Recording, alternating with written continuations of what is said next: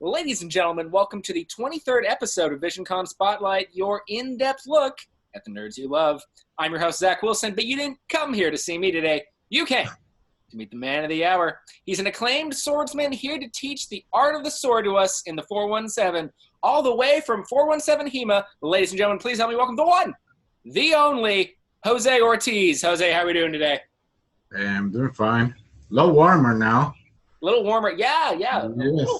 I was about to say, like, a while ago, it wasn't too much long that we had that dreadful cold. Mm-hmm. Very different from the place I come from. That's right. You're not actually originally from the 417. Do you want to talk a little bit about that before we kind of talk about what HEMA is? Yeah, first of all, my name is Jose Ortiz. I'm the main instructor and only instructor at the moment of 417 HEMA here in Springfield, Missouri. I come from Puerto Rico. I moved like 3 years ago, looking for job, work and stuff. I kept doing what I used to do for fun back home, which is historical European martial arts. And so for those watching that, like myself, who wasn't familiar with HEMA for those of you who didn't know, which is the acronym for the thing that he just said. For those of the people who aren't familiar with HEMA, can you tell them what HEMA is, how you fell in love with it, and just anything else kind of in there?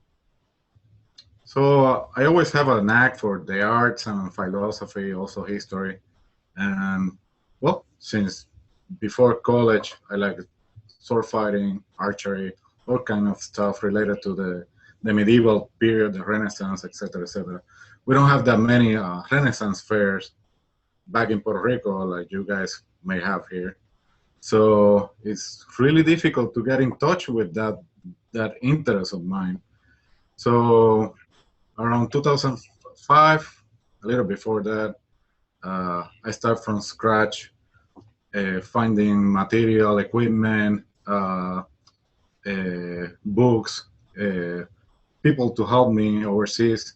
And little by little, I start learning the art of the longsword, for example, and the art of sword and buckler, and the side sword, and staff, and all kinds of medieval martial arts that were practiced in the period.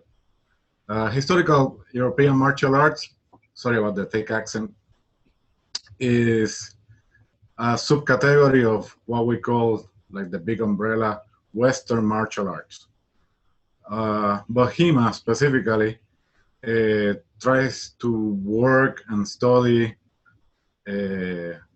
historical martial arts from first Europe and also from around let's say the 1300s, before, little after, to probably the 1700s. And it has been a long run from the very humble beginnings when I start back home, just looking how to make chainmail, stuff like that, where to find a good training sword who could like teach me over the internet, because when I was in college, the World Wide Web wasn't that available as it is now. So now the community have grown both because the internet and also the what we call a revival since 30 years ago of people, academics and martial artists trying to promote and find more historical sources on this martial art. And for those of you who are watching who saw the slideshow, a lot of you may be familiar with LARPing, or rather live action role playing, where prop weapons are involved. And where I'm sure there are some similarities about this, there's also plenty of differences, because this is actually sword techniques. Like, for people that just go into LARPing, there's typically, and again, I'm painting with a broad brush, everybody, but there is not generally knowing the inner workings of sword combat is not generally necessary to live action roleplay. However, this is an actual martial art that takes time to master, and if not mastered, or at least have a surface level knowledge of it before you jump into it, people can get hurt, correct? Yeah, it's like any contact sport, for example. And you're right.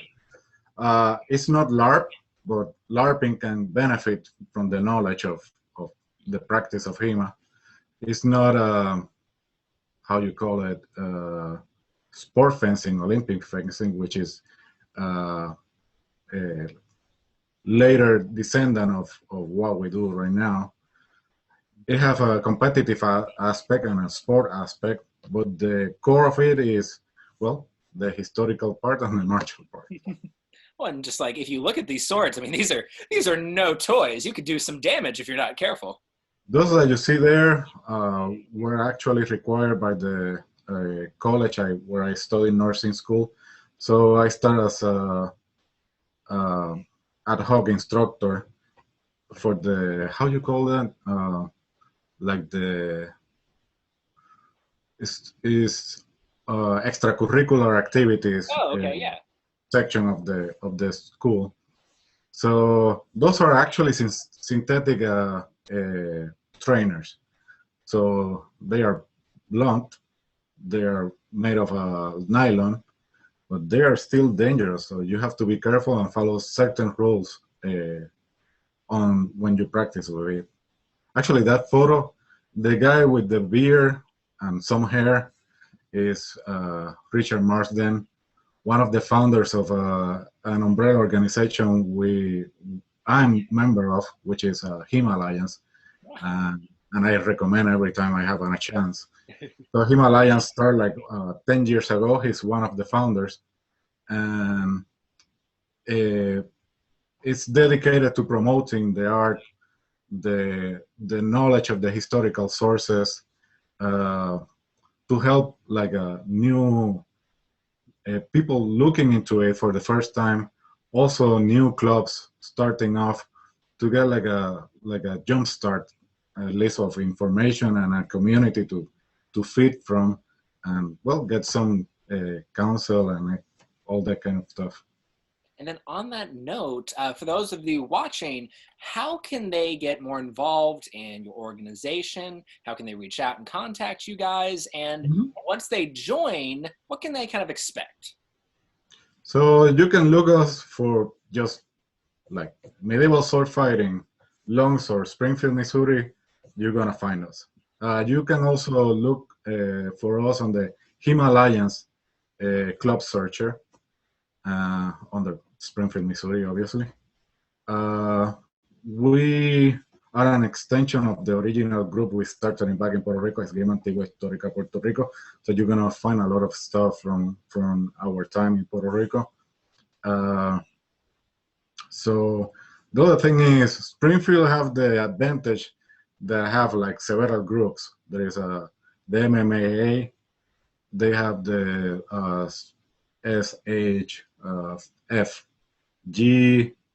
and they used to have the Bramble School of Defense, but the original instructor at some point decided to dissolve the organization, so we don't have the Bramble School anymore with us.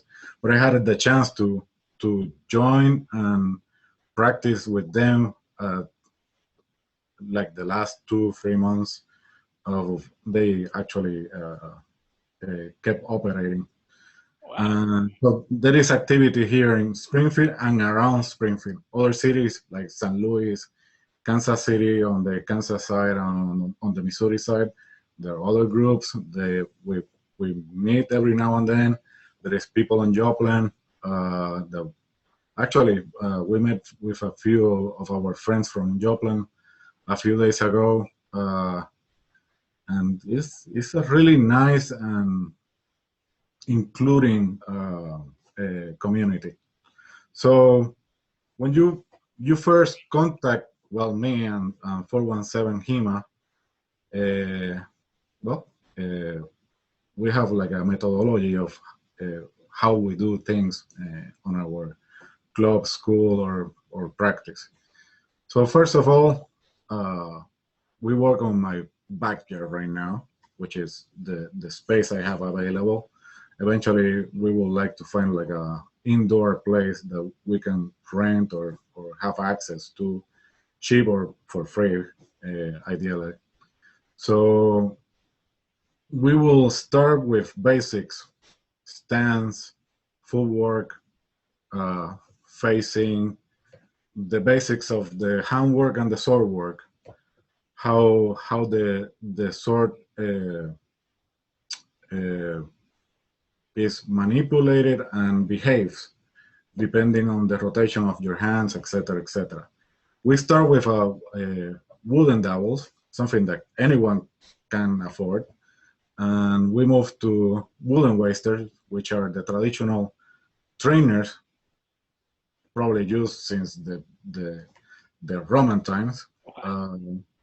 And then on the intermediary course, eventually, you are expected to acquire your own steel trainer. And then things get more serious. You need more protective equipment. You will need a fencing mask. You will need proper gloves for techniques and making contact with the trainers. And the work we do changes a little bit. We go more into techniques, the actual historical sources, but nothing specific. We go like everything from English, Italian, German, Iberic from Spain and Portugal, and everything we can put our hands on. After a good while, when you get your full kit of equipment, protective equipment, and you feel more comfortable with the historical material without being specific of any historical source, we start moving on the more specific historical sources, like specific writers, specific periods, stuff like that. We can also do different weapons too. The baby for most of the groups everywhere, they start with longsword, which is a 4 feet long weapon, basically. And but there is scissor, there is sword and buckler, there is rapier, there is small sword, saber, spadroon, saber from different periods and different origins. Staff, long staff, short staff, sickle. We have historical source material on the use of sickle as a combat weapon. So, and this is the thing, the community keeps finding historical sources, and those same scholars that bring us the translations and the interpretations of this material also find new editions or actual manuscripts for the community, and they try to copy them and make them available publicly for us to enjoy. That's incredible. Yeah, it's crazy. It's crazy. There is like as much an academic effort as there is an actual martial effort. So, for example, stage fighters, stuntmen,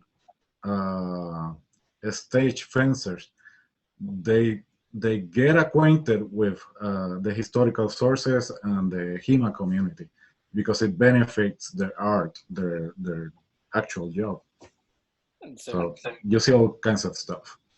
Well, one last thing before we kind of sign off. What is it about HEMA that speaks so highly to you, and why do you believe it is in everybody watching right now's best interest if they get more involved in it? So since I was very young, I started with Asian martial arts, and there was always something missing. I did judo, I did karate, I did kali, I did kendo, all kinds of stuff. But it was like, hey, this doesn't call me as much as the sword fighting on the medieval movies or reading about these different periods. So in Europe, and when I find out about actual reenactors, I was like, wow, well, how can I get into this? And then from the reenactor point of view and the recreational point of view, I find out there is people that actually focus on the historical European martial arts. And I was like, I wasn't traced from that moment. I stopped doing anything that had to do with Asian martial arts and just dedicate myself to the study of historical European martial arts and the Western martial arts. And I love it. No, no, yeah. And so why do you think it's important, whether people are LARPers trying to make their role plays more believable, to avid fans of martial arts, or just the art of the sword? Why do you think HEMA specifically is so important to learn? There is a historical element to it. There is a physical element to it. There is a cognitive element to it. And overall, it's an interdisciplinary practice and art that benefits probably any part of your life, my life. So I recommend it to everyone. It's a good discipline. It's good for your body. It's good for your mind. It will help you overall to, in other aspects of your life, probably. And guys, I have all of those links plus many more down in the description box below for you guys to check out and get involved. And with that said, guys, ladies and gentlemen, this has been episode 23 of Visioncon Spotlight. Thank you guys so much for watching. As always, I'm your host, Zach Wilson, but much more importantly, this has been my very special guest, Jose Ortiz, all the way from 417 HEMA. Make sure to check out all the links down in the description box below, guys. And until next time, guys, always remember that life's better when you have friends to share it with.